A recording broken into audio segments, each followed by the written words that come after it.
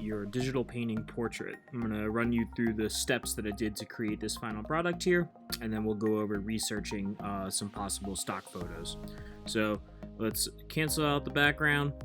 This is what I started with for this project here, just a normal photo. You don't want your photo really to go below kind of like shoulder height, so if you do find a more full body photo, be ready to crop it into more of a portrait. Afterwards, what I did was I took out the background using an easy effect, we'll go over that, and put what they call a layer mask on it to kind of like hide the background. Hair can get tricky, so if you have somebody with longer hair like this, I'll show you some tricks to make it look pretty good, pretty easy.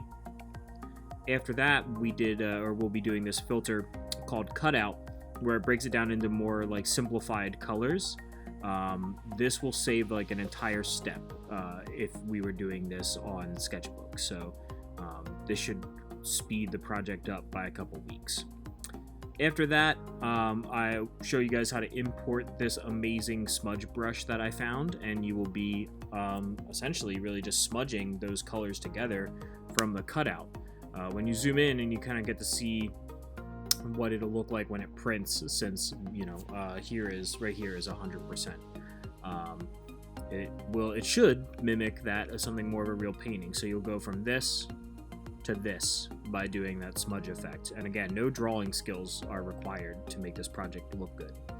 After that, there are minor touch-ups around the side. We'll see how much this shows of a difference. I'll take out that, and that's kind of what you get at the end right there with like just a quick edge touch-up. After that, you'll be applying a simple background two-tone color to it. We don't want it to get too advanced to detract from your portrait. And then some layer background effects here just to spice it up just a little bit, but nothing too much. The techniques that you learn on those 3 layers there will correlate with another project, either that we did before or that we'll do after this one. All right, let's get right into researching photos. I used Google Chrome, but you could use Safari as well if you want to. And you are going to be looking for 4 different people for portraits. I have all real people right here, but we'll go over your options if you want to do somebody who is not real and what is a good and bad choice with that. However, if you choose a real person, you're good to go no matter what. So you will need to have 4, and that way you can make more than 1 because these projects will go fast, and 2, that way if something goes wrong with 1, you have up to 3 backups that you can kind of fall back to. So I have one right here, and I'll show you a couple ways to save these photos using my 4 examples. So I'm going to click on this image here in the Google search, and then the main one pops up over here. Something to note is the size of the image down here. You'll see that it's like 1400 by 1000. That is good. Anything over 1000 in either dimension will net you a good photo to use. So to save it, one way is to click with 2 fingers at the same time, and you'll see this pop-up menu. You're going to be looking for Save Image As right here, so go ahead and click that. Another window will pop up and it'll ask where you want it to go. I think by default it may say something other than desktop. Please choose desktop. It just makes it nice and easy to find, and then you can rename it something that's like relevant. So I'm just going to call it Kurt Cobain because that is who it is, and then I will hit save. You'll see it pop up down here, but you don't really need to worry about that. If I were to minimize out of Chrome and Photoshop, if you look at my desktop over here, you'll see that the .jpeg saved to the desktop, so you're good to go on that one. So let's hop back in and I'll show you a second way to save. So I have Andre 3000 here, and instead of right-clicking, what I could do is just kind of shimmy Chrome over a little bit, and then I can actually just click and drag that photo to the desktop and let go, and it might take a second or 2.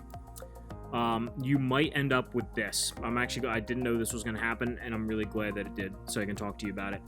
When you get a file that's a .webp, it's essentially unusable. I would just move that down to this trash can right here where I'm at, let go, put it in the trash can. All right, let me close that. I'm going to try the right finger click or 2-finger click and do Save Image As, but I have a feeling if I save it to the desktop, it'll still save as a .webp. Ooh, it JPEG'd.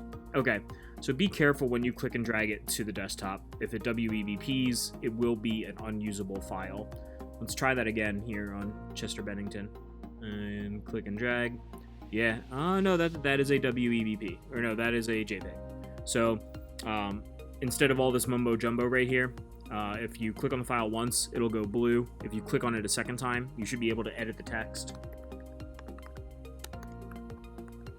There we go. And then you can hit enter or return to like confirm it. That way it just keeps these files, you know, nice and easy. I like being organized. Last but not least, this right here that you see is the file that I chose for my project. Something that I did that's an extra option in Google, is tools right here under images. Once you're under Google Images, when you hit tools, you'll see that you have these couple other extra options pop up right here. Something that guarantees you a good image is size. If you go to size and then choose large, remember how I was talking about like how you want your file size to be over 1,000 in terms of one dimension? Large should do that. Yeah, 2,000 by 1,300. It's definitely good enough of a quality size. So by going to, again, tools, size, large, you're guaranteeing yourself good photos. Let's talk about things that don't work or may not work.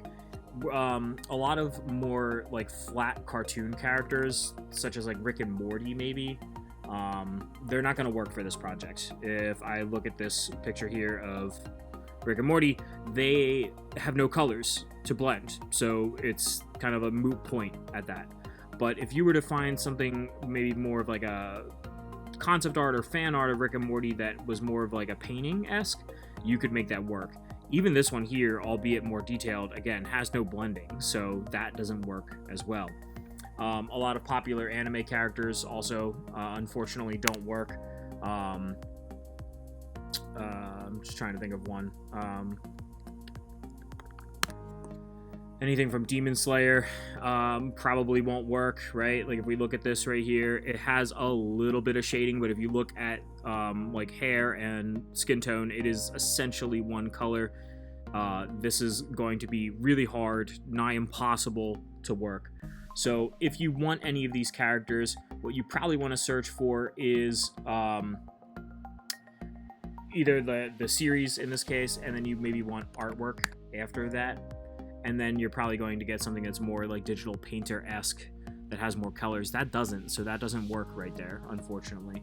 So you really have to probably deep dive if you're going to go the cartoon or anime route or anything like that. If you are doing a video game, as long as it's like a 3D video game, let's just use good old Elden Ring as an example here. All those characters are already 3D, so they'll work. You know, they'll be all their colors will be blended together, so you're fine on that one. So if you're doing fictional characters, just be careful. But if you're doing real people, you're automatically good to go. What you're going to want to do then is just keep these on your desktop. We'll be uploading them to Schoology, and then in the next video, I'll show you how to import these into Photoshop.